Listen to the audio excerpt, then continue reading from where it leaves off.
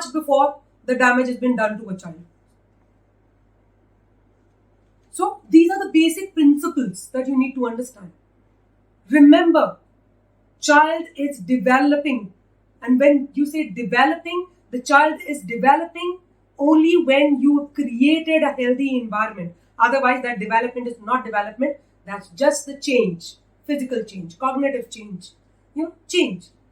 Translate into development. First basic principle that you need to remember. Second, areas, domains, the child is actually changing, and you need to convert that into development.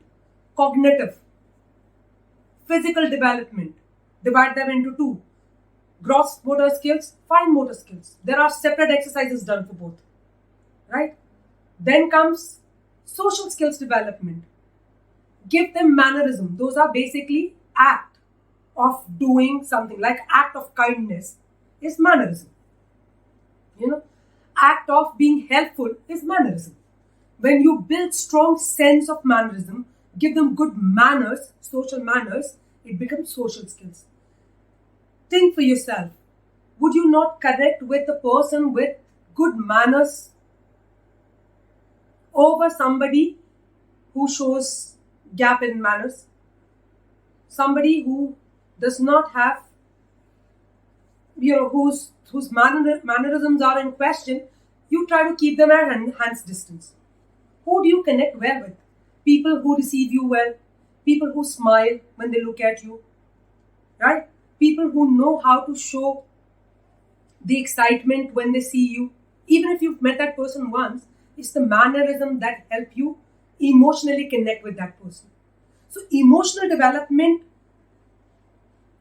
comes with social, but it is a separate area, and I'll come to it. Social development. You build good mannerism in children, and the social skills are built. Does it require emotional skills in children? Of course. Social skill in isolation doesn't mean much. It has to be clubbed with emotional skills.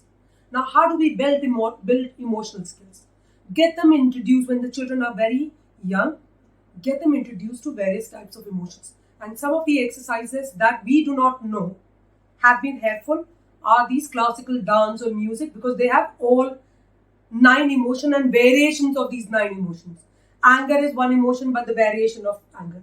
Now, it does not really mean the child will never be angry, but his way of showing that anger will be different.